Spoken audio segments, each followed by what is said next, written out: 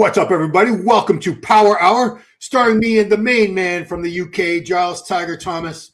And Giles, you contacted me last night because you are a good friend of Kamal El-Garni, who is training Andrew Jack for the Arnold Classic, which is coming right up. It's like 9 days away at this point. Ooh. And tell the rest of the story, so I don't have to set it up. Right, I want to caveat something because I don't want you to take the hit for this one, because I've agonized over this last night, from receiving the pictures to contacting you last night on WhatsApp. Basically, because I've been voice noting Kamal back and forth, just basically, so we can give updates on the Power Hour, and because obviously he's a friend of mine. I'm good friends with Andrew now as well. I'm touring with him, doing 2 tours very soon.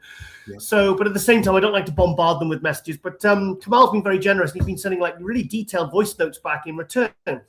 So anyway, we're doing text and voice notes yesterday. I sat watching TV. I was just having my steak and sweet potato before I went to the gym. And then he called me out the blue. And I thought, oh, well, so, I was thinking, my heart sank actually, because I was thinking, oh, shit, what's happened? And he basically, we were on the phone for a good, 45 minutes. And he was kind of, you could see he was trying to almost contain his excitement. He was trying to be sort of guarded. He didn't want to give too much away. And then I think halfway through the conversation, he just gave in. And he said, and all of a sudden he said, Giles, have a look at what I've just sent you. He said, but look. He said, it's fine to send to 1 or 2 friends. He said, but please, please don't post these anywhere. And I was like, hang on a minute. Have you just sent me updated pictures of Andrew? I was like, and he said, yeah. And I was like, holy shit. So, but they were really zoomed out. So I had to really zoom in. And my reaction was I was like, oh my God. Everything we want to happen, everything we've kind of, we've speculated that might happen, like when Ronnie started working with Chad Nichols and the magic started happening, that final piece of the puzzle where everything just works synergistically. And it was just that one thing they needed, that right team, like when, like Rami in 2020, when he finally went over to work with Dennis James and he got rid of all the hangers on, and it was just him and Dennis in camp DJ, just something where they just, there's something that's not holding them back from achieving their full potential, but there's just something missing. That, and obviously, since he's been working with Kamal, we saw what he did in Romania. We saw what he did. There was a little bit of difference at Olympia. So anyway, so he sent me the picture and I was just like, oh my God. I was so excited. So, and then he started sending me more as the conversation went on. And I was like, holy shit, mate, because he was sending me different angles, And I was like, what about the back? What about the back? And he sent me one from the couple from the side, which I'll send to you now. So I just thought, okay, so how can I not betray his trust? But also, I can't really keep these to myself completely but I wanted to find a way where I could do it, where I could kind of keep everyone happy, but also kind of get the word out, because this is going to really build hype for the Arnold Classic, because I'm telling you what, I'm hoping that you'll have the same sort of reaction, because I was super impressed, and I was everything, like I said, we've wanted to happen. For me, from what I saw yesterday, it is happening. So what I want to do is I want to send you the pictures one by one live on here on WhatsApp now. I want to get your reaction, genuine reaction. I don't want to fake it. I don't want to, over egg the pudding. Yeah. But I think you're going to see some of the effects of the kind of training that Kamal, and also I want to give Kamal some real credit here, because what he's done, he said to me, he said some days, he rang me, he said, Giles, I'm just leaving the gym and it's at 4 o'clock. He said he'd been at the gym since 10 a.m. because he trains himself first. Then when he finishes training, Andrew comes in and then he trains Andrew. And he literally every set, he said, Giles, I'm even putting the guy's bloody weights away. And he said, he's a strong boy, So I was thinking, so basically I want Kamal to get a lot of appreciation and acknowledgement for what he's doing for Kamal here. And also for all us bodybuilding fans, because I'm telling you, if he holds on to 95 or 90% of what I was seeing in these pictures next week, I just think it's going to be quite a groundbreaking moment. But it's going to be like when Ronnie came out at the Night of Champions in '98, when he made all those improvements. Or also, I know people give Hany Rambod shit saying he's only ever worked with champions when they were champions and they've got great genetics. He's ever worked with somebody with lousy genetics. I think when Hany Rambod worked with Bumstead in 2021/22, I was at 22 to Olympia. And for me, when I thought Bumstead couldn't get any better, he that year he worked with Hany, he went to another level. Do you remember the back shots? Remember when he had it was like 1 year and it didn't even look like the same bodybuilder. And you think, well, what's the thing that's changed? What's the only thing that's changed? He started working training. So I think it's really important that we give credit to these guys when they do something and they put so much of their time, energy, and expertise into helping these athletes, and it gives so much to the sport. So, guys, if you're annoyed because we can't show the pictures, but you can see Ron's reaction, and also Ron, once you've done it, I want you to delete them. You can promise? Yeah.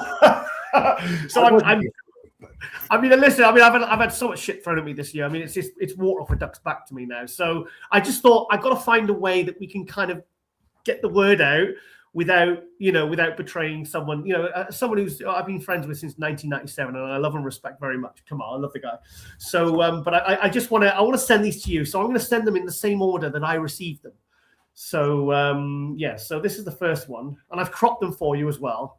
Okay. But just tell me your thoughts. Tell me, and also go through what like the effects of that kind of training, what it's done to his physique. Because for me, it's difficult for me to say. I mean, I think he's added. I'll say one thing. I think he's added real density, which on a guy with that frame, because I think with Andrew, he's always had a great frame, the wide shoulders, wide clavicles, the small waist. Remember I showed you that picture of when he was younger, and I said, who's this, guys? And it was a young Andrew Jack. You could see he had that, the crazy strokes. He's got the beautiful muscle bellies, the tiny insertions, the thin wrists, and it just so I'll stop talking. And, send me the picture. Come on, Giles. Yeah, let's go. Right, I'm actually nervous. I think I've had too much caffeine as well. Yeah. So that's the first one. Okay, so we got a hands class most muscular. Whew. So okay, what I'm looking at. Can I show it like this? Can I flip over the phone for a second? A little bit, yeah, go on, tiny bit. They'll be zooming in, mate. They'll be zooming in. No, I know they will be. So I do see a difference in the quality of it. He just has a density to the muscles. The people saying oil, when they see these pictures, if these pictures get posted, they're going to stop talking about oil, because I'm seeing so much detail, so much separation in the shoulders and the arms. I could see separation between the biceps, the brachialis, the thing is, though, Ron, he had that in Romania, and that was from what? Because I read that most muscular. I was like, where that he never had that before, and you can't get that from injecting or whatever. Like that comes from hard training and precise training and targeted training. Now, I did ask. The one thing I'll say is I did ask Kamal. I said, do you know what he's weighing? And he said, I think. He said, I don't know for certain. I'm assuming he hasn't seen him stood on a scale. He said, because he communicates. He said he speaks to Chris Aceto about 3, 4, 5 times a day. Like literally, because Chris Aceto said that he said, Kamal, he said, you're helping me sleep at night now. He said, because the pressure this close to a big show with an athlete the caliber of Andrew, he said the feedback you're giving me is giving me so much peace of mind, because it means I can do my job better. I'm worrying less. He says, and we can make adjustments. Sorry. So he said 310. Wow. Yeah. So what was he at the Olympia? Do you know? I know. I heard 296 in Romania. Okay. So that was the bigger version. So I think he was up a few pounds from the Olympia. It's not about body weight, but I mean, this is just, we saw guys like Ronnie go to that next level over time. We saw a lot of the guys, like I was thinking, even Phil Heath didn't come out of the. It took Phil Heath a few pro seasons to become the Phil Heath that was unbeatable. Yeah. So I think we're seeing that now. This is Andrew entering that stage of his career where it might be a case soon where nobody's able to beat this guy. Not Samson, Hadi, Martin, Nick, nobody. But yeah, I'm looking. The quads are nicely separated. See some good cross-striations on that outer head of the quad, all the way up from the bottom to the top of this. Yeah, send me another picture, another one. So just and what's the one thing I like? Stripy delts, and he's got them. Yeah, so. And they're bigger, but they're actually more detailed as well. So that tells you that comes from quality, hard, heavy, consistent quality training. That comes from quality training, because like to me, he's taking on more of like a 3-dimensional look now. Yeah. It's like he's always been wide, but some guys, the wide guys, when they turn to the side, they're like a, they go a bit like that. They're like a plank, But for me now, I'll show you the other shots, but he's getting more like proper density now, like that Branch Warren that fullness and density. And I'll show you the next shot. But also, I mean, I'd like to see his legs get a bit drier, but this is probably like what, two weeks out. So I'm not expecting his legs to be bone dry. And I said to Kamal, the one thing that I said, you're going to be able to hold on to those legs, because I've seen pictures of him 2 or 3 days out. Andrew sent them to me like before the Arnold, was it last year? Because his legs looked a bit like stringy at last year's Arnold. So I said to him, and he said, so basically I said, you've added a lot of density there and like sort of, depth to the legs. Are you going to be able to hold on to that? So that was my main thing. But and also, what about the forearm? Because if people criticize him for forearms, it looks like he's got decent forearms now. Yeah, there's one guy every video that I make where Andrew's mentioned, he goes on a long post about this guy shouldn't even be allowed on the Olympia stage or the Arnold stage because his forearms and calves are so skinny. Granted, his forearms look good. He's got his hands like this, at this angle. I don't know what they're going to look like with his arms up, but his calves are enormous. And also, you can't see the midsection in this picture, but you'll see it in the next one. Hang on. Okay. I quite like doing this, actually. I think it's quite good because it's as a fan, even though I'm frustrated at watching now that I wouldn't be able to see the pictures, I'd be quite excited to know that you got two guys that recognize and know this guy's physique inside out. Okay, next one. Yeah. Oh, sorry. Press send. Okay, next picture. Okay, now I'm looking at an ab and thigh shot, guys. Zoom in, guys, zoom in. All right, so this has always been a good pose for him. But let me see if I need to expand it. I think it goes directly into my camera roll. So that's where I'll have to be deleting these from. Please. We gotta. I don't want to get into trouble. Okay, so here we go. Now it's on my phone. Yeah, tight abs.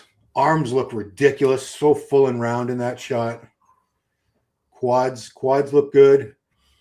I don't like the way his legs are a little bit too far apart for my taste in that pose. Mm-hmm. But I do like the deep cuts in the quads. Separation. I mean, unless Hadi Choopan pulls a rabbit out of the hat and comes in looking better than we've ever seen him, I don't see anybody beating this. That's the $6 million question, mate. I don't think Hadi's going to beat this, mate. In fact, I actually think if Martin comes in, I was thinking about this morning while I was making breakfast.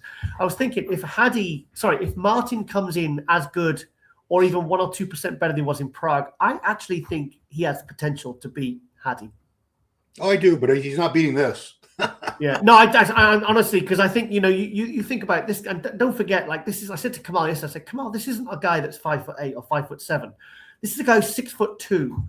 Yeah, this is like, and there is something about when you see those guys and they've got this tight waistline and they've got the condition and the separation and they're not missing anything. There's something that your eye is just naturally drawn to. You're just going to look over those other guys. I mean, Hadi is incredible. I just don't see him beating this, mate. I don't, because the thing is, I want to see his legs a little bit leaner because to me, his quads look like in the condition they were in Romania. Yeah, they could be drier. Yeah, so he's got but 2 weeks. You can do a lot in 2 weeks. So I think right now he's exactly where he needs to be. The body fat levels look really good for me. I think I'd be very happy in terms of his conditioning. So hang on, and okay, next one. He's excited. Well, okay, so we have photo number 3.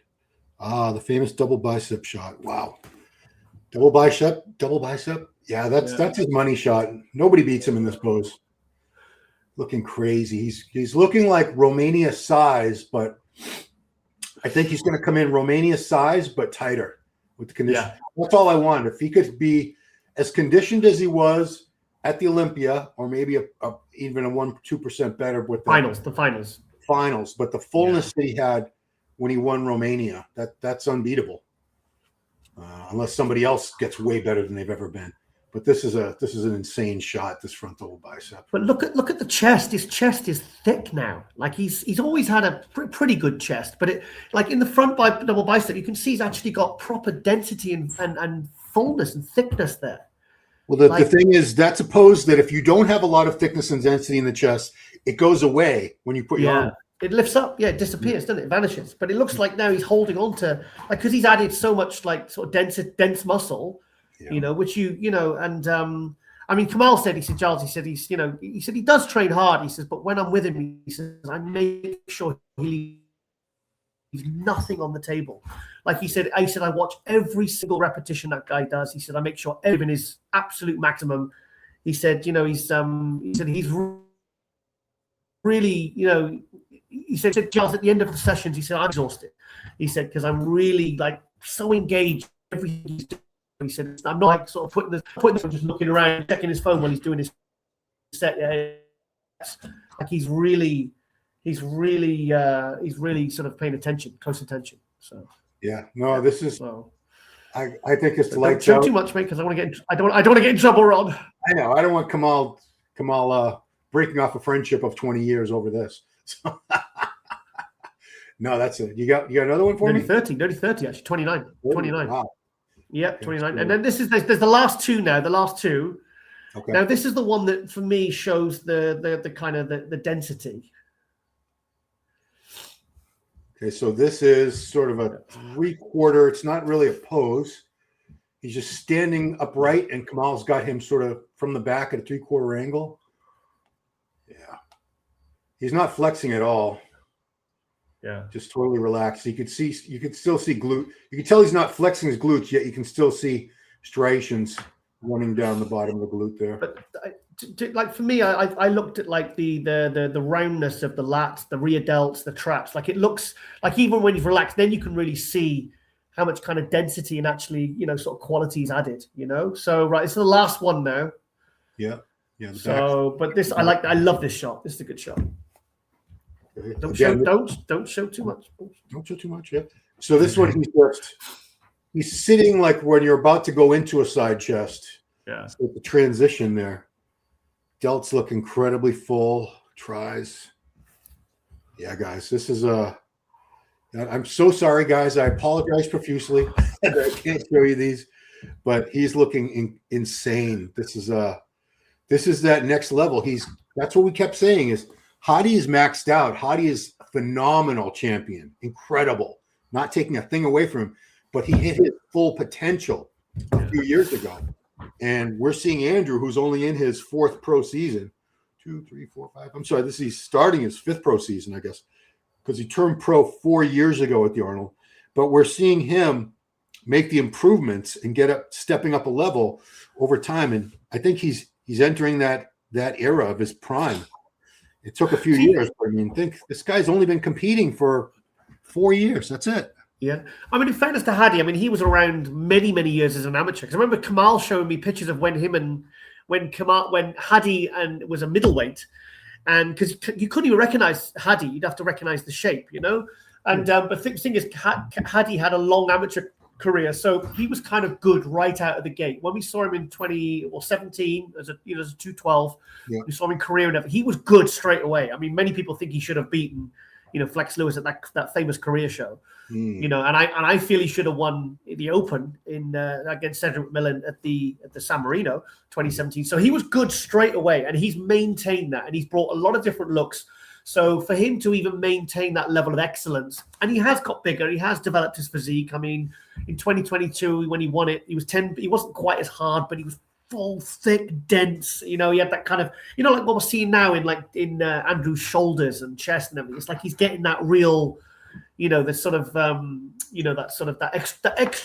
extra layer of kind of thickness and density and sort of, that sort of, there's just that extra little bit that will take you to that very, very top level.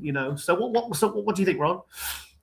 I mean, if he's going to be better than he was in Romania, in terms of even if he's only a couple pounds, if he's like 1 pound more muscle, he doesn't even really need it.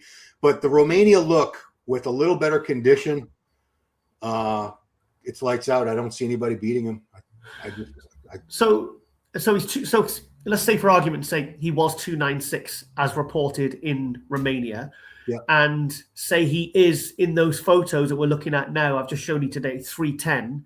What do you think? What would you see? What would you see him coming on stage? I could see him coming on like a good 9-10 pound heavier than Romania. So you said it was 296 in Romania? Yeah, and he's got to carb up as well, because I know it obviously when you carb up and dry out, sometimes the body weight just kind of holds. You dry out, you carb up, you're filling full of glycogen. you lose pounds of water, but then you gain the glycogen. I mean, I've had it where I've been carving up and down, my body weight drops and then it goes back up again, and over a period of like 4 or 5 days. So if he is 310, I mean, let's not. I mean, that's basically what we can only go on what we're going on. I could see him being a legit 300-pound with a waistline that looks like something off a bloody men's physique competitor. Yeah, that's a fair guess. I mean, 300, 298 to 302. Let's give him that range, somewhere in there. Yeah. I mean, look at compare that ab and thigh to the ab and thigh I've just shown you. It looks like he looks a lot bigger now. Yeah, I mean, I don't know how much weight he's put on, but muscle density gives the illusion of more size because you have more detail in the muscle. Yeah. Of course, sometimes guys' weight, an athlete's weight might not even change from year to year for a while, but they have a very different look as they get that detail. Because it's like a fine cut, a raw diamond versus a fine cut diamond. There's just so much more details to catch your eye in the diamond that's been cut. Well, Sean Ray, over that 13-year pro career, his body weight was pretty much always around 205, wasn't it? Yeah. But he got better over those years. I mean, you look at him in 94 and 96 and compare him to like 1990, 91. He was a much better bodybuilder, but the scale might have not shown anything different. Right. I mean, you could say the same about guys like Labrada. A lot of those guys that were in that weight, that range. Yeah. Well, Flex Lewis, I mean, the 212 guys and a lot of the classic guys, the classic guys now, they're like Bumstead was probably the limit when he made those improvements, and he was the year before. But you can improve a physique with your body weight not actually change. You can come in harder and just different. Like you said, density can give an illusion of creating, looking like you've put 20 pounds on just because you're starting to like Dorian had that. Like Dorian, even at the body weight he was, always looked, just a different look to his physique compared to, like you compare, like say Dorian Yates to like Paul Dillette. They had a different type of muscle. It just looked different. Yeah, I agree. All right, ready? You want to talk about Hadi for a little bit? We haven't mentioned. Yes, Hadi. Yeah, because okay, Ron. Because I'll be honest. I've been going back and forth. I've been putting a lot of time in going back and forth with people, and I'm kind of seeing very strong arguments from both sides. But I'm still, as it goes on, I'm getting more and more confused. So I wonder if you can clarify. It's getting really confusing because I don't know which side I'm sitting on, because I'm kind of flip-flopping and I'm seeing very good arguments come from both sides, but I don't know. It's hard to get a handle on what actually has happened, whether it's justified or I'm really confused, mate. What's your feelings? Well, I mean, I've been talking to there's a gentleman in Iran, and he wanted to talk to me. But he won't do it on the rec. He won't do it on camera. I said, what if we could play your go on WhatsApp and I could just have your audio? He's like, no. They're terrified over there of their government. Absolutely terrified of what their government's going to do and reprisals for anyone that, because he was going to let me know exactly what the situation is with how the government is oppressing and murdering their own people right now. He was terrified. He wouldn't do it. He still would be willing to do it as long as I'm not recording anything, and I would just have to take notes or anything. But the problem is that this poor guy Hadi, I say poor guy because when has anyone had to literally hide away while they were preparing for the biggest show in the world? He's in the USA at a secret location. We don't know where. In America, not even in Iran. You could understand if it was in Iran, but it's in America now to give like undisclosed locations. Yeah, so this is the gym because he's posted a couple videos now, Instagram stories. Nobody knows what this gym is. It's some drab. It's got all the weights he needs and everything, but it's not a big. I don't think it's a big name gym. It could be anywhere. He might be in Ohio for all we know. He might be in Florida, Las Vegas. There's no way of knowing. I've heard speculation that the Arnold people are keeping him in Columbus and they've got security on him. Wow. I've heard others speculate that he's staying with Flex Lewis, but clearly he's not staying in. He's not training at the Dragon's Lair. It might be Ron. It might be a private gym. It might be somebody's home gym because, like, I don't see any people in that gym. I mean, that's drastic to think that he's actually like his safety is in question. Because if that's not a private gym, is it? That looks like an actual commercial gym. So my theory, I still have no idea where this is. I did a live show and people started speculating, but every time I pulled up the gym, it didn't match the way the wall looks. So that's what I'm going on. Some off-white wall with red stripes. Maybe we shouldn't. No, I mean his life is in danger. There are people, there are Iranians in the USA who are so upset with him that I've heard they're threatening with violence or worse. So this poor guy, they're going to have very tight security, extra security details on him. Arnold. I wonder if he's even going to be at that Meet the Competitors event that they do every Thursday night, because doubt it.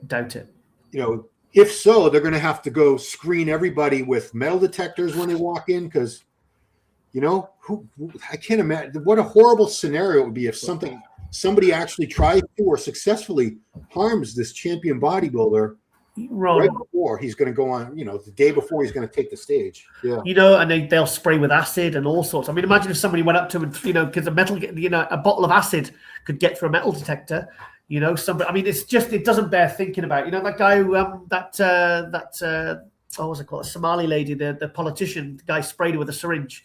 And luckily, I don't think there was anything dangerous in there, but it could have been. Do you know what I mean? He could have sprayed her right in the face. It's just so. And I mean, just the fact all he wants to do is compete. So let's break it down. Now, I understand that it's like the Germans didn't know a lot about the Holocaust. The German people, they found out after the war was over. You know, so you could say the Germans supported Hitler and the Nazi Party because they're only fed the information that they know. Yeah. So I'm just thinking, like he said, people are saying he supports the government. He's been on TV. And apparently that, because I heard that it was an old him dancing on sort of that some chain thing or something. It's like, is that old? Is it new? And when you say you support a government, like I could support a government, but then if I found out the next day, you know, if I was part of, say, like, part of that party, I was a member or something, and then you find out the next day they've just gone and killed tens of thousands of people, I kind of probably wouldn't support that party anymore. But if he then sees that, I mean, he maybe had friends and family as part of those, you know. So if then, you know, like say friends and family are part of that, what is he supposed to do? Is he supposed to speak out? Because in my understanding, if this government is willing to slaughter tens of thousands of people on the streets for protesting, if he then, as a public figure with influence, then speaks out, surely isn't his life and his wife and his 3 children's safety, isn't that in jeopardy? Because as I understand it, that's what my brain is telling me would happen. So people now want him to speak out against the regime, a regime that would have no problem, you know, they like in V for Vendetta, the black bagging him, you know, literally bundling him into a van, and that's it. He's either never seen again, or he wakes up, you know, with a 1,000-yard stare, and he doesn't want to speak about what he's been through. So just tell me what you think, Ron. Walk me through it. I think he's been. I don't know how much support he has actually shown for the government, so I don't want to pretend that I do. Yeah. But the government they control everything. They control the internet. They can take down the internet. They have done it so that nobody can make any kind of social media posts. I heard they could freeze his bank account as well.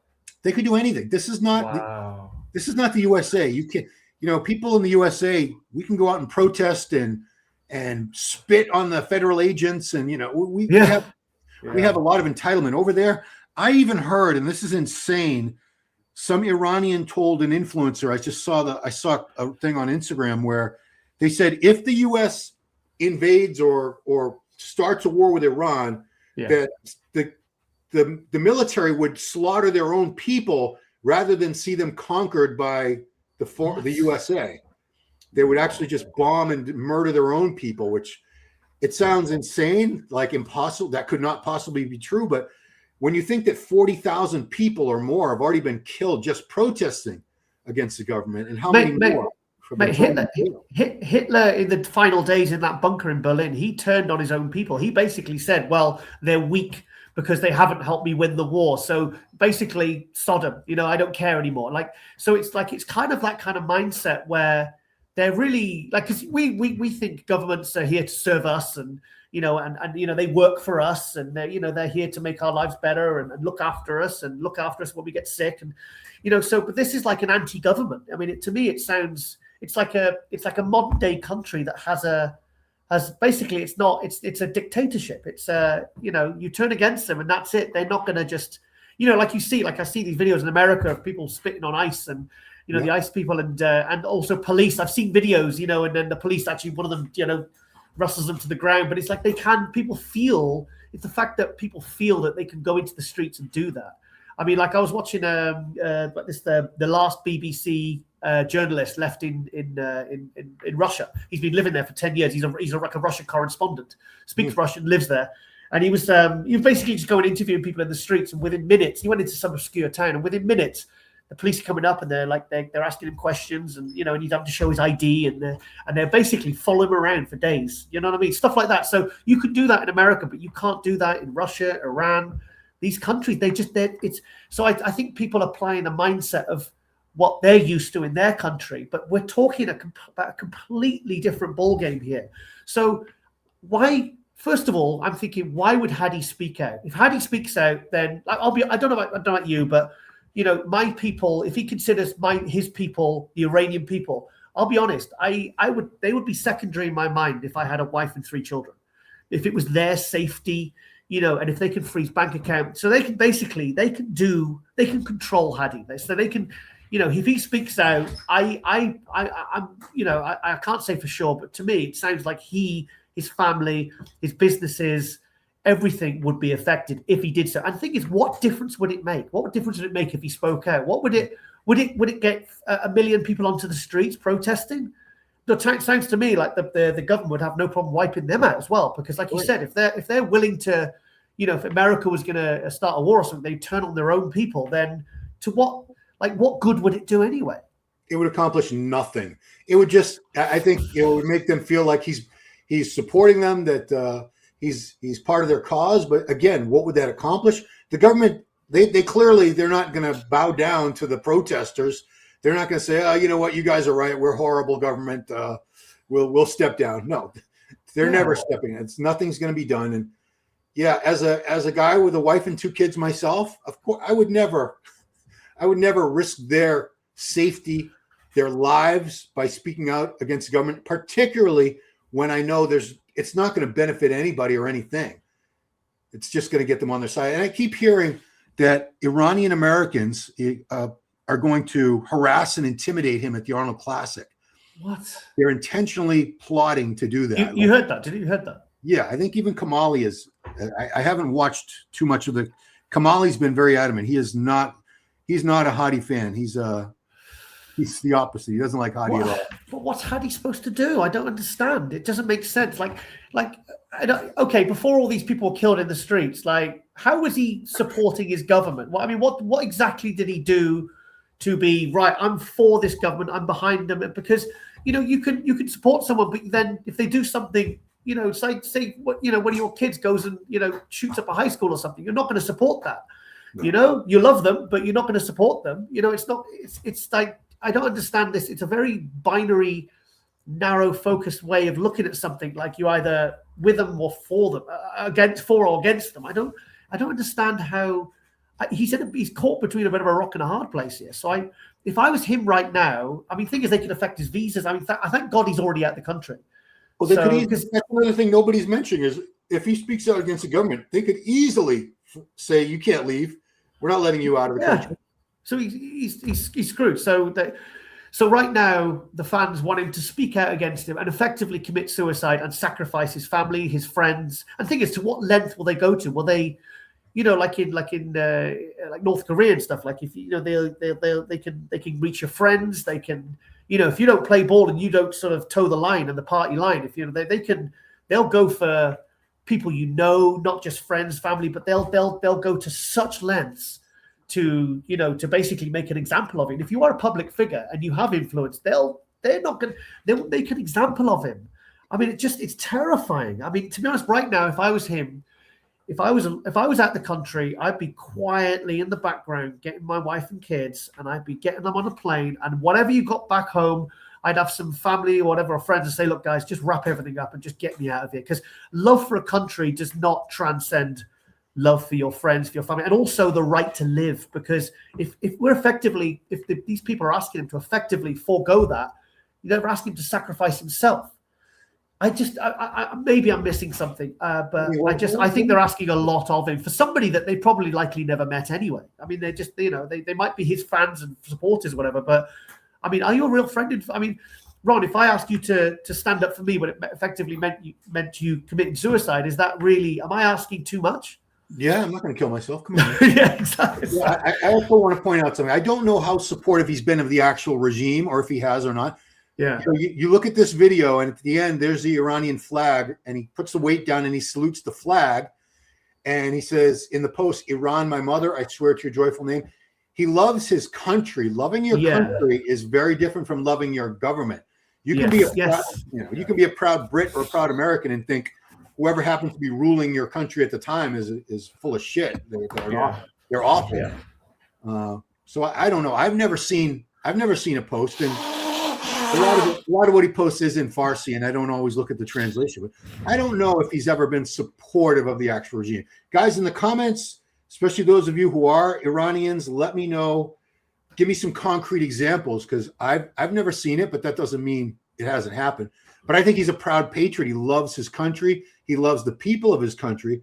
I don't think he necessarily thinks the government is a great, but you can't speak out there. You don't have that luxury like other countries, especially the USA. We can talk all kinds of shit about the government, the president, with impunity. Nothing's going to happen. We don't have to worry. They're not going to break down our door at 3 a.m. and put hoods over our heads and haul us off to jail, start waterboarding us. It's easy to virtue signal when you're sort of signaling from the safety and the of your couch, living in a free country, living. There's quite a difference when. It's easy to say, "Oh, how did you do this? How did you do that?" But then maybe you put your life on the line to sort of for what because he's operating by a different set of rules here, ones that we can't even comprehend, because we're living in luxury really compared to what could happen here. It's like, people can go on the streets and protest Trump and the administration and and whatever.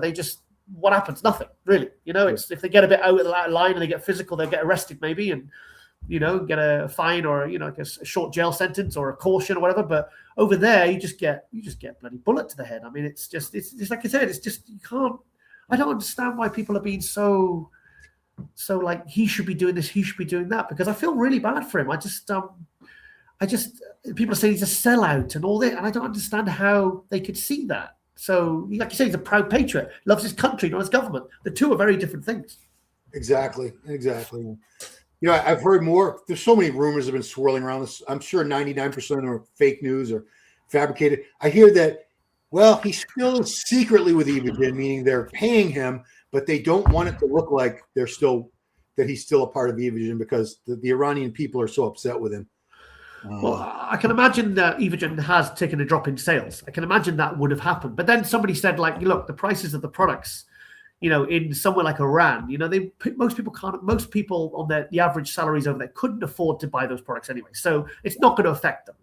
So I don't understand why is Hadi expecting Hadi to like, I don't understand how he expects him to show support, for the people, because I don't see how Hadi can. And like you said, what difference does it make anyway? So I'm really confused with this one, Ron. I'm really conflicted, mate. And right now, I just hope he gets his family and his friends, wraps everything up back home, and just gets the hell out of there. And and also, if Evogen is going to drop him, then that's their loss, because maybe American company. You're telling me an American company wouldn't scoop him up, because he's probably got 3, 4, 5 years left as a top placing pro. He's still. I don't see him placing any lower than second at the Arnold Classic next week. He's always going to be a contender for the Olympia. So, there's I'd also be interested to see, say he wins at the Arnold Classic next week. Be interested to see what happens with, his fellow Iranian people if they do, because if they're that wishy-washy and they just go with the wind, then that's bad as well, because it's like, okay, these people don't really give a shit about Hadi. They just care about what he does as an athlete. Will they be sort of flying the flag for Iran if he wins, oh, he's an Iranian, he's one of ours. It's like, because he's successful. You know what people are like. It's they only sometimes clap for you when you're actually succeeding. But and I just hope it doesn't affect him when he comes on, that he gets like 5th or 6th or something, and his physique is clearly, the stress. Because I tell you what, it takes a certain type of mental strength to overcome that. No one would have blamed him if he'd have pulled out of this show, but the fact he's still digging in and he's probably going to look incredible. I mean, imagine if he turned up. What a story it would be. Imagine if he turned up in his best ever and he did win. I mean, it just what message would that send? So, I mean, I really, like I said, there's details that I'm trying to understand, because you got to try and see it from all angles here. But what a situation to be in, Ron.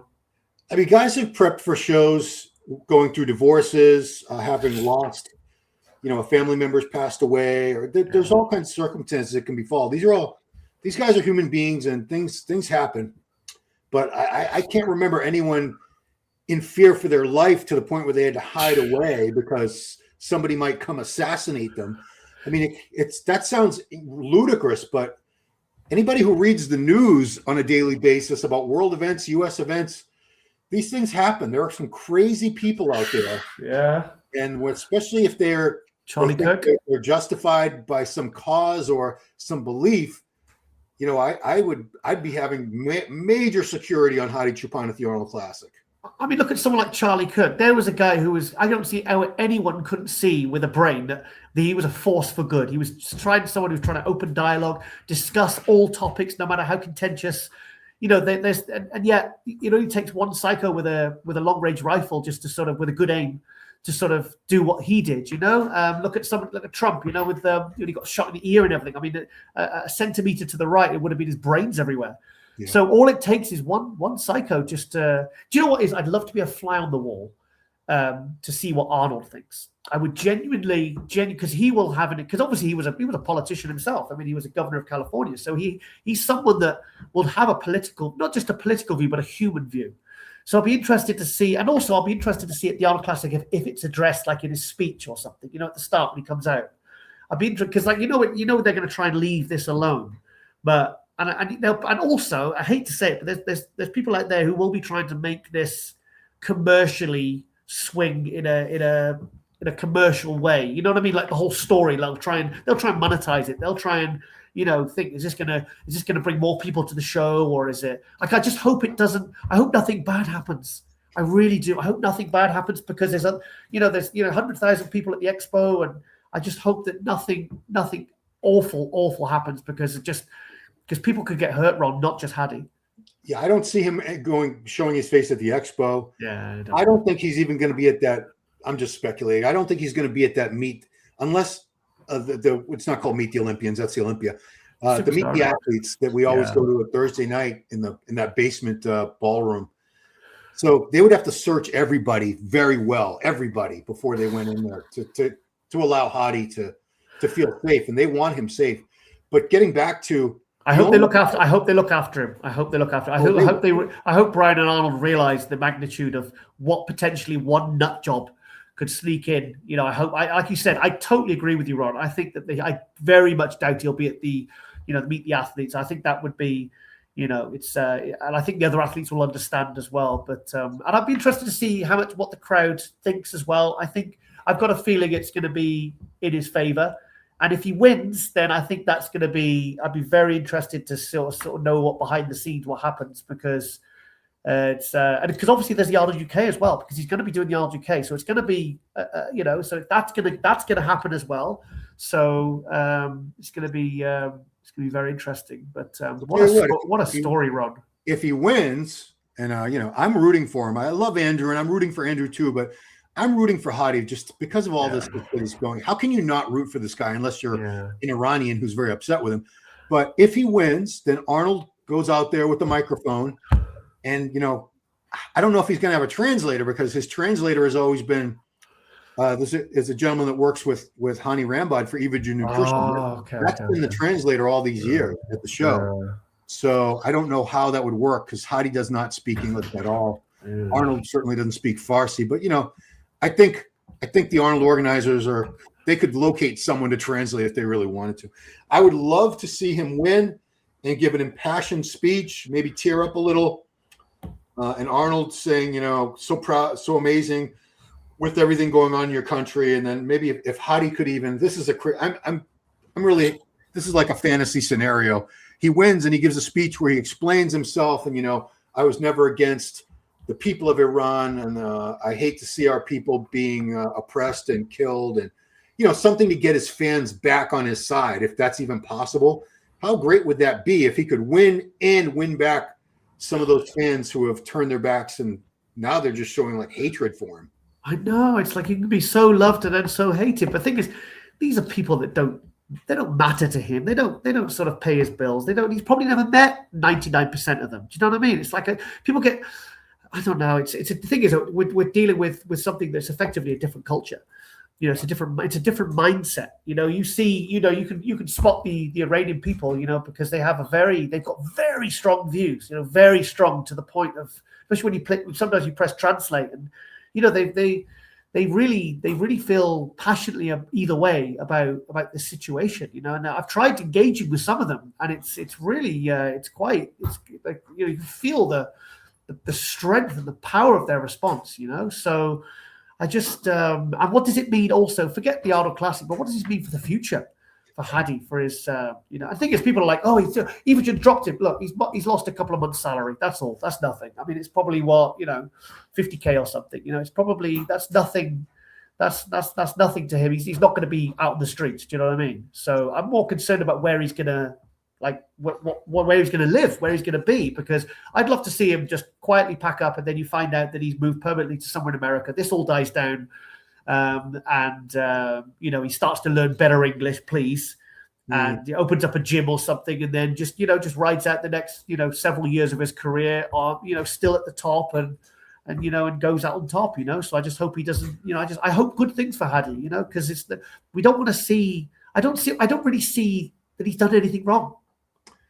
And again, in the comments, guys, those of you who are Persian, let me know, because we don't know. Giles and I, we don't even pretend to know the whole situation. So what's the word? Edify us? Teach us. Let us know in the comments, because we don't know. And I would like to see him move. I think it would be easier for him to move to Dubai than it would be to the US, just for proximity reasons. And also, Ron, when these Iranian people, if they're letting us know, please don't be rude or aggressive towards us, because we're genuinely, I've got opinions, but it's based upon kind of shifting information. So I need to be sort of enlightened here. I need to know how this works over there, because I appreciate that it might work differently, and people collectively think differently. So I really genuinely, I want to educate us. Do you know what I mean? Just let us know, and let us into how the mindset is over things like this, because it is different for us. We live in a different world, literally a different world to these guys. Yeah. So, and I appreciate that, and I'm not talking down, and I'm not I'm not saying there's a right or a wrong way to be, because it's cultural, and it's cultural. It's something you have to appreciate, the fact that all countries are culturally different. So I genuinely want to learn more, because right now I'm going back and forth. I'm getting into these arguments with people, and I'm just like, I don't know what's going on here. Yeah, I don't. My nose is so blocked. Ooh. Yeah, you're getting stuffier as we go. Yeah, I need to get that stuff up my nose. I'll do it after. It's really getting blocked. That's coffee. So again, like I said, to reiterate that one last time, is Giles and I both live in countries where there are a lot more freedom.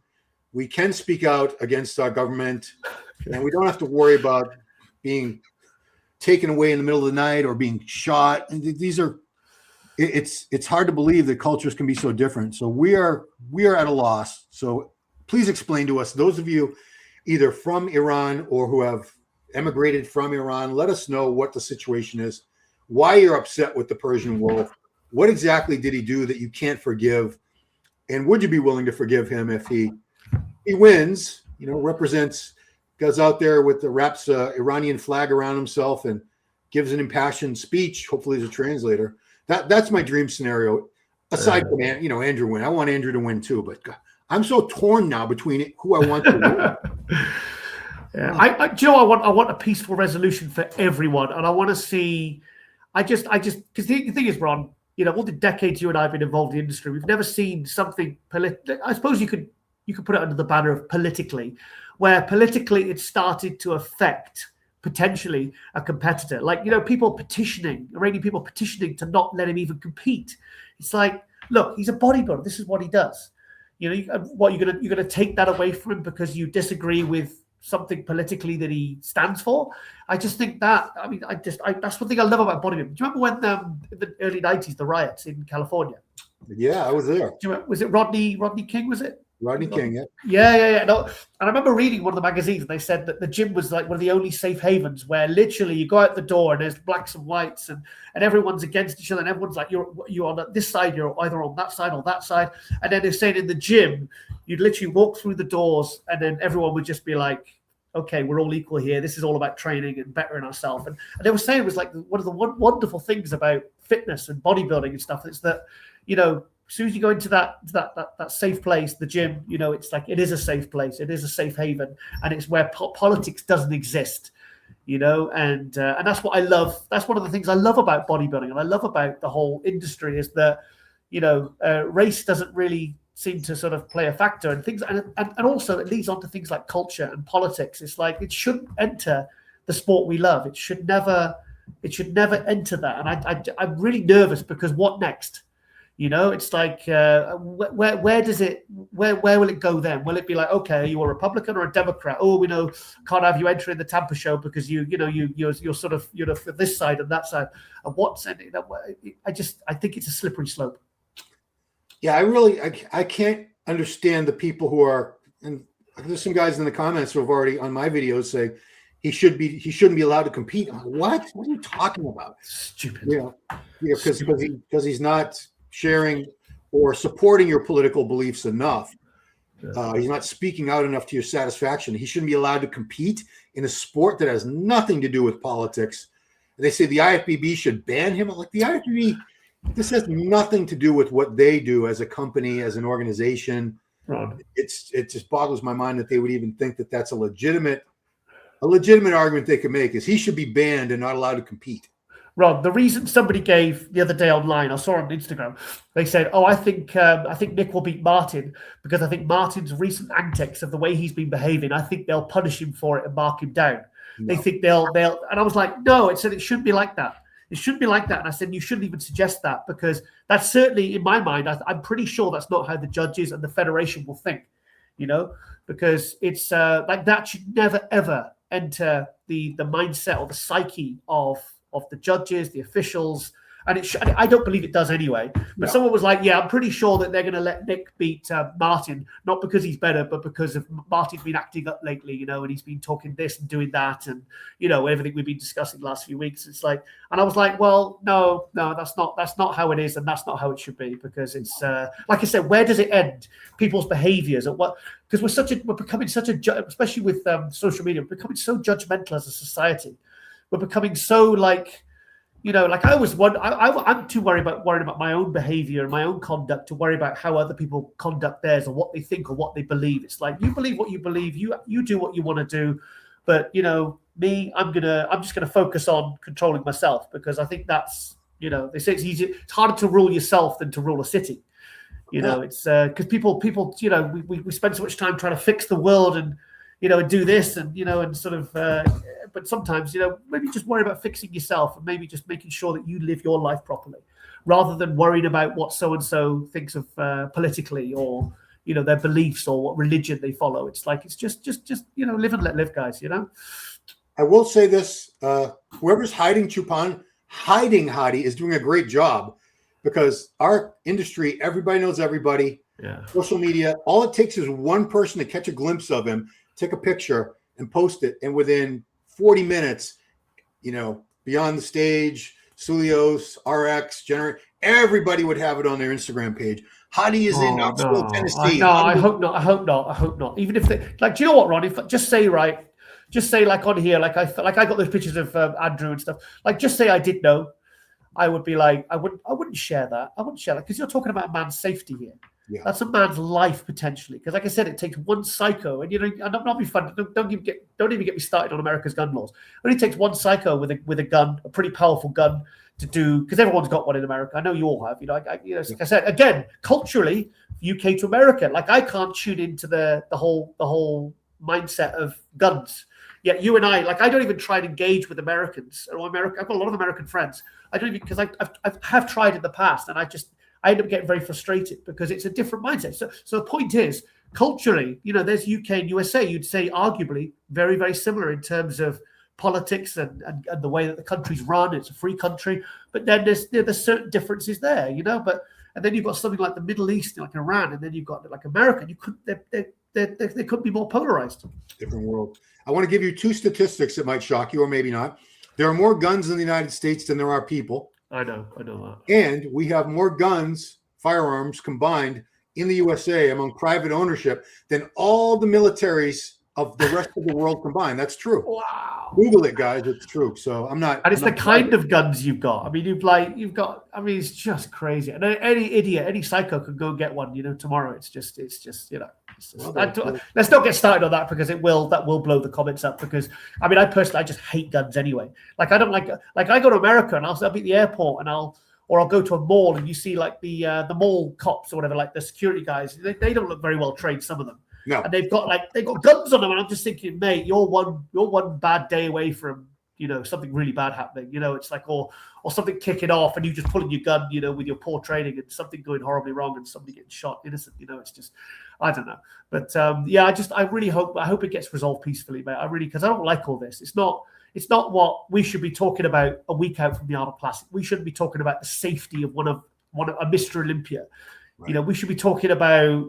Who's going to beat him? Andrew, Nick? How's Martin looking? Who's the dark horse? This is what we should be focused on. And instead, because it's a huge topic of conversation. It's a huge topic, and it's very concerning because, like I said, if this is the start of this kind of thing happening, where's it going to go? And at what point is it going to infiltrate bodybuilding? And it'll just pollute it and it'll just ruin it. Yeah, I mean, and there's also a very, very strong likelihood that the U.S. and Iran might be at war by next Friday. Trump's got all the troops over there ready to go, the planes, the ships. Yeah, the aircraft carriers, he's got them positioned. I mean, poor Hadi. What if he's competing and the war literally just broke out that day, and he knows millions of his people are going to die sooner, eventually. This guy. I can't imagine the stress. I can't imagine the stress he's under right now. It's just. I'll tell you what, if he comes in looking fantastic, dude, I will stand up and cheer for this man like never before, because that is resilience in the face of so much adversity. And I hope people don't kick him if, say, it affects him and he comes in and it's like, oh no, his physique's like he's because stress will have cortisol and it could ruin you over your physique in a matter of hours. If it does, I hope people don't kick him when he's down. Because if he gets because he could fall to like 6th, 7th place if he comes in and everything's gone wrong. I mean, it could happen, mate. It could happen. Look, happened to Samson at the Olympia. That was not the same guy of the year before. And it could happen. I mean, we would certainly understand and give him a pass because this poor guy. Because clearly, anytime that he's even been in situations where he didn't know if he was going to get the visa. He flew here at the last minute. And he still looked pretty damn great. Where we've seen athletes who trained for shows like Behruz Tabani from Iran, where he couldn't even he trained for the Olympia 3 years in a row, and he was never able to make it. Do you think Hadi will, after these 2 shows are done, do you think he'll actually speak out? Because I kind of feel. Do you think he should, like, online for, like, say, the bodybuilding community? Do you think he should speak out, or do you think he should just stay quiet, do nothing? I kind of feel like he should get something lined up. Like a podcast with someone that he trusts, somebody he respects, and they can sit down and they can properly, or in a studio, like get into a studio somewhere, like here, like say you could be sat face to face. Hadi, come in, I'll film you in here. Like say, someone can get him face to face and just go through the topics and say, look, just explain to us, what's going on, explain to us how this works. What was your thinking? How are you supporting supposedly? Just go through it and also have it so he actually answers honestly and it's not scripted. Because I really kind of want to know how he's feeling. Because like he's probably staying quiet for the safety of not only himself, but like I said, his friends and family as well, and his kids. Like that's he probably really wants to get his side across, but right now he's not able to. Yeah, I mean, like I said, if he wins a week from Saturday night, I think we're going to get one of the most emotional, moving acceptance speeches, assuming that there's a translator there, that we've ever seen. in the history of the Arnold Classic. I can't remember anyone winning all these years and then explaining some awful circumstances that they were dealing with. Oh, I tore my lat. Oh, everyone's crying. They're like, oh, okay, whatever. You know, it's not the same as people threatening to murder you. This is next level. This is next level. Because like really there is, I mean, obviously I'm not saying, like I said, I'm not trying to monetize it or like commercialize it or, you know, but like imagine if they'd done like a behind the scenes documentary, secretly filming something. Imagine if like a documentary came out, you know, and it was all documenting everything. I mean, you know, imagine if this dropped on Netflix in a couple of months. I feel like that's a human story that anyone not even interested in bodybuilding would be wanting to watch. Like I like watching biopic films about, you know, the F1 and the other thing with Brad Pitt. I like watching stuff like that, but you know, the Nicky Lauda and all the race car drivers and the boxers and all the films with Christian Bale, because there's a human story. It's like there's something that really he had to overcome. You know, like it's. I think there's a real story here. I mean, I don't know. Maybe I'll make a movie about it one day. But the thing is, we don't know how this is going to end because we're kind of in the midst of it right now. So I'm really, and I'm not a religious person, but I'm kind of praying now that he's safe, that he gets to compete, and like you said, if he won, then what a story that would be. Incredible. I mean, you know, like I said, I would be so happy for Andrew. I would be so happy for Hadi. We're always happy for the winners because we know how hard these guys work. It's a tough sport, but boy, Hadi, man, this is I can't recall anyone dealing with challenges meant, you know, the stress at this level. You know, we've seen guys injuries, illness, things like that, but we've never seen anything where his life and his family's lives are literally in danger, and a whole country is turned against him. It's insane.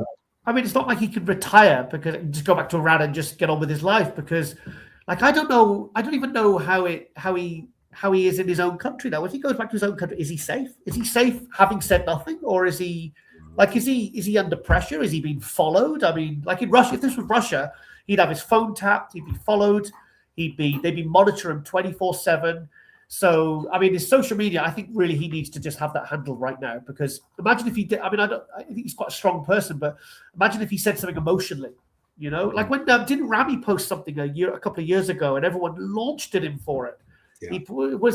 Something happened like in the news and he spoke about it and he just got attacked. It's like, okay, maybe just keep your social media as like a promotional tool. Maybe like, because you're telling me, I'm sorry, but I don't think Chris Bumstead writes his own posts. You know, these deep, meaningful posts. I think that's all handled for him. And I think that's probably partly of why he's become so successful because he's like The Rock. He was morphed and handled. And I'm not saying he's not a great guy and he's because you see him in podcasts and he speaks beautifully. You know, he's intelligent, deep thinking, soulful guy. You know, I think he's a good human being, but I think a lot of it is, you know, it's kind of like, you know, like a lot of like politicians or famous people, like actors, you know, a lot of their social media, like they don't go near it, you know. They have a publicist, you know, celebrities have had publicists for decades and decades, and now with social media. Planned out. You know, telling me The Rock does his own post. I mean, come on now. He probably has a team of people, like Kim Kardashian. You think she handles her own social media? Come on. Yeah, exactly. Yeah. Everything, it's all planned out. It's like a marketing team. You'll have a marketing team, you know, because at the end of the day, imagine if The Rock went online and said something really political or something really stupid. You see celebrities get cancelled all the time for doing something online, or they tweet something and they're drunk at 2 a.m. and they write it, and that's it. They're done. They're gone. Their careers are over because, you know, Mel Gibson, you know, when he started speaking out about, you know, Hollywood and stuff, he was canned for about 10 years. He couldn't.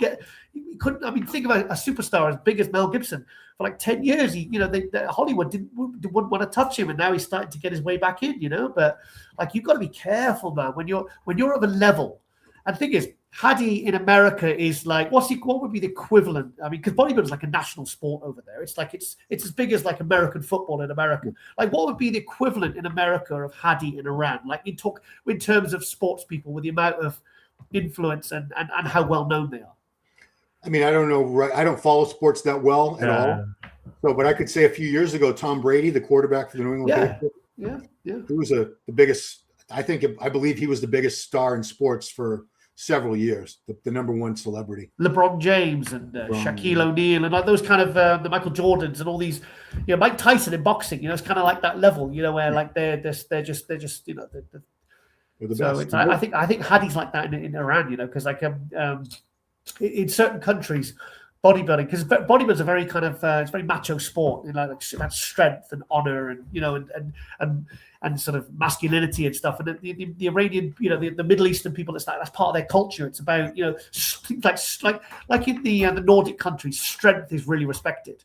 Yeah, like they're the big strong men and stuff like that. That's huge over there. They, because they're all genetically massive, strong people. You know what I mean? Because they have to be to endure those freezing cold.